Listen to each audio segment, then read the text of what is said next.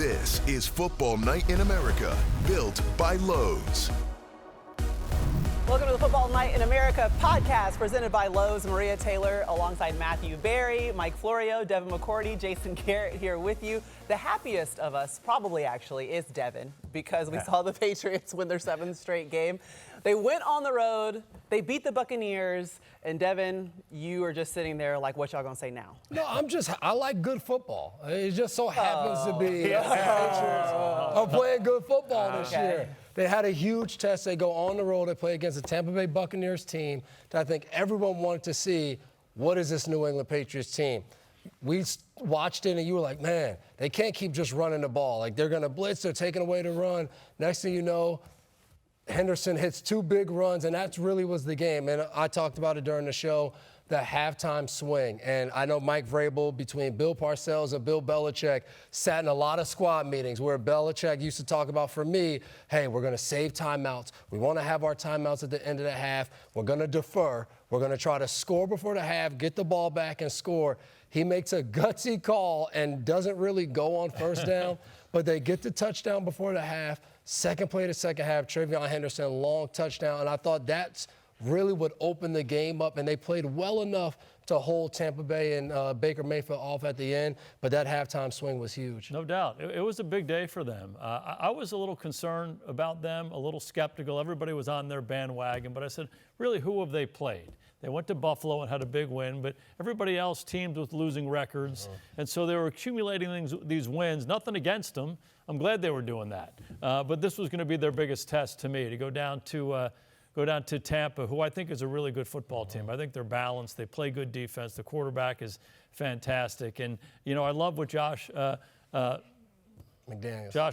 did, just running the football. You know, we had talked about it's hard to run against Todd Bowles' defenses. And he stuck with it. Henderson made a couple of those runs. But Drake May was unfazed throughout the game. Had a bad turnover early, didn't blink, just kept coming and made a lot of big plays in the passing game. They got themselves a quarterback there in New England, and now they're the team to beat. 8-2. They were 4-13 in 2023, 4-13 in 2024, and this is the limitation of my math skills. Okay. 4 plus 4, I'm told, is 8. Yes. They've already matched the win total for the last 2 years.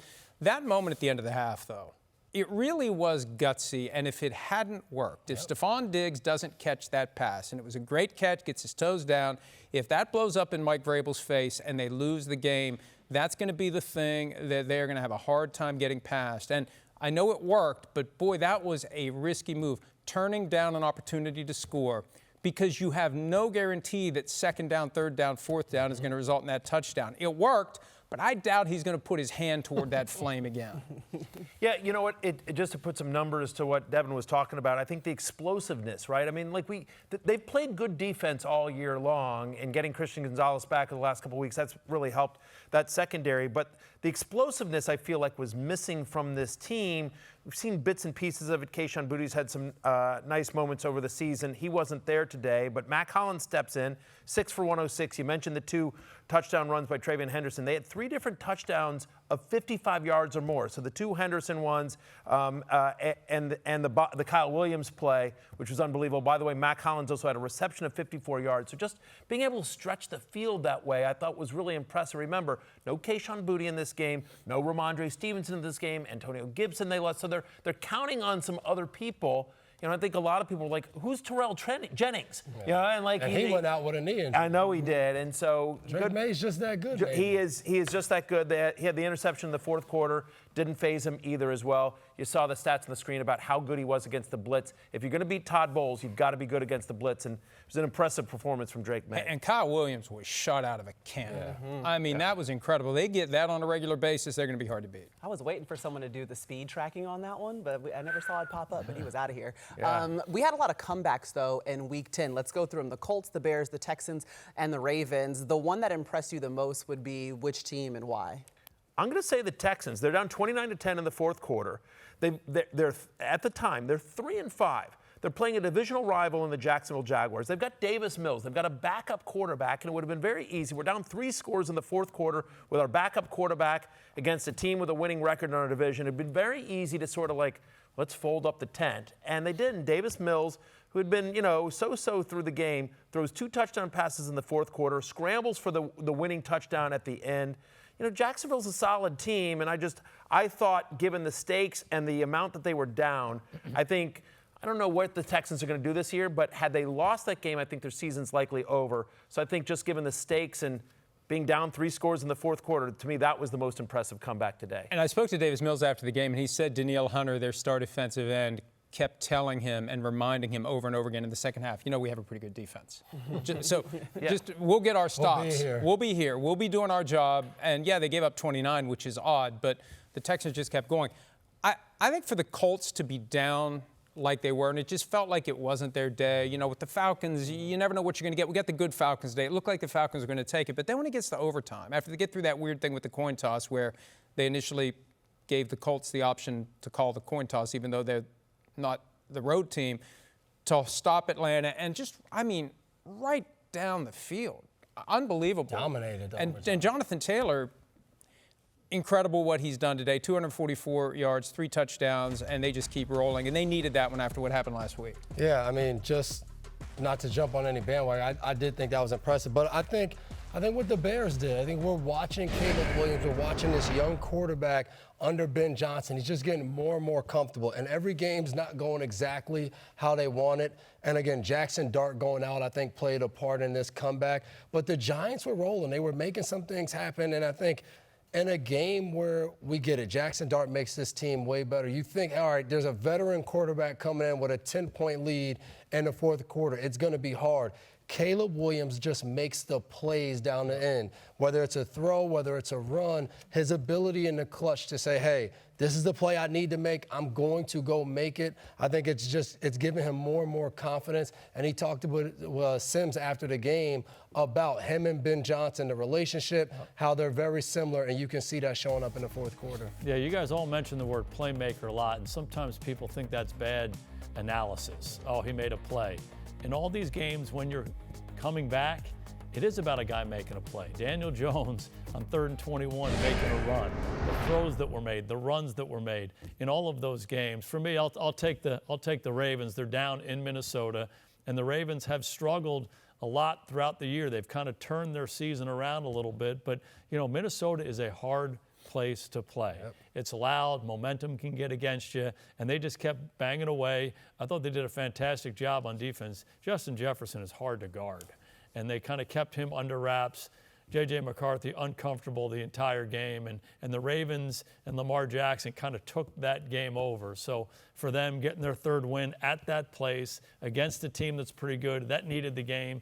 For me, that was pretty impressive. Yeah, Ravens forced 3 turnovers. 1 was on special teams. They started the season 1-5. They've won 3 straight. Lamar Jackson's been out, but since that bye week, week 7, they've looked like a different team. All right, guys, it's time for the speed round. So Earn Your Sunday, presented by Lowe's. We're going to see who's earning some awards from you guys. I know it's just week 10, and Jason, you don't like to crown anybody, but we're going to do it anyway.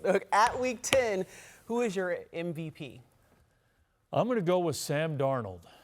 A little bit of a dark horse here. I really like Seattle's team, and I think they're going to be there at the end of this thing. And Sam Darnold's meant so much to their team. I think they're a balanced team. They play really good defense. I think they're well coached. JSN is a remarkable player, but I think the guy running the show there, Darnold, is making a huge difference for their team. So I expect them to continue winning. I expect them to be there at the end of this thing, and I think Sam Darnold's my guy right now. Saquon Barkley warmed it up for Jonathan Taylor to get the MVP this year. He walked so Jonathan Taylor exactly. could run. And Jonathan Taylor, the year he's having, 5 games with 3 touchdowns. What he just did today, unbelievable. I think his ability in the run game and in the pass game to just be a guy, get the ball in my hands over and over and over again, good things are going to happen, and he's been doing that. I think he's going to earn the MVP this year. Hey, and with the AFC, multiple teams with 2 losses, they may have to play it all the way through to week 18 to get the 1 seed, so he can't take the last week off, and that could give him a shot at the single-season record.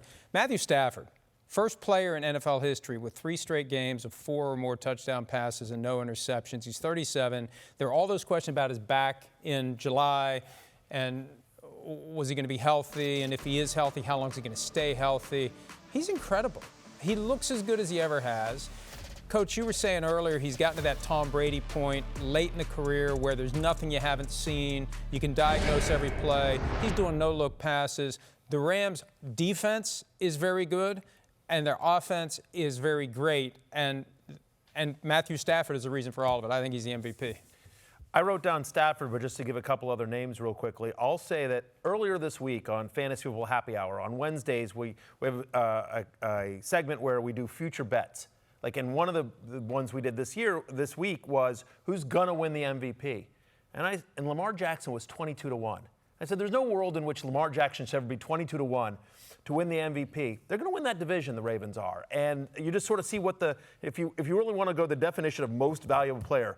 Look what the Ravens are without Lamar Jackson, and look at what they are with him there. I don't think he's going to win, but he shouldn't be 22-1. So I'll just give you one more. This is from my guy Devin. How about Drake May? I was waiting. I mean, like, seriously, he's the only guy left. Patriots are 8-2. They're tied for the best record in the NFL. They've won 7 straight games, as we've talked about here. And you just sort of think about who's, that team has had a bunch of different injuries. They're trying to find their identity, and Drake May has been there at the center of it. Like, I don't know that he wins this year, but he's going to be one of the finalists for sure. Okay, I get a second bite at the apple. Yeah. There's nobody left. What, are you kidding me? How about Daniel Jones? Are you kidding? I mean, leads the league in passing, touchdowns, all that stuff. His numbers stack up there with Stafford's. I mean, talk about Indianapolis without him. Not real good. Not much hope there. Did anybody have the Indianapolis Colts leading the AFC at this point?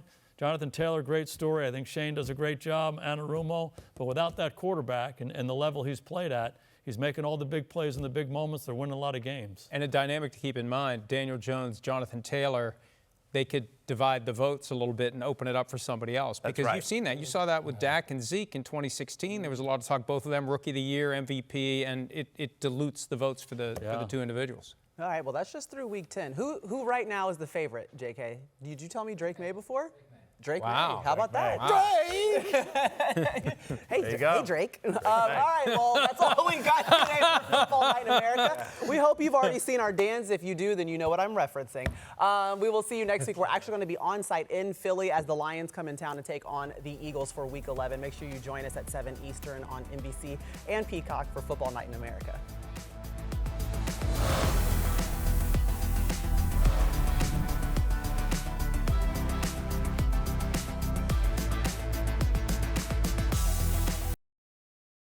Hi, I'm Mike Tirico, and thanks for watching. Make sure to hit subscribe for the latest news and highlights from NBC Sports.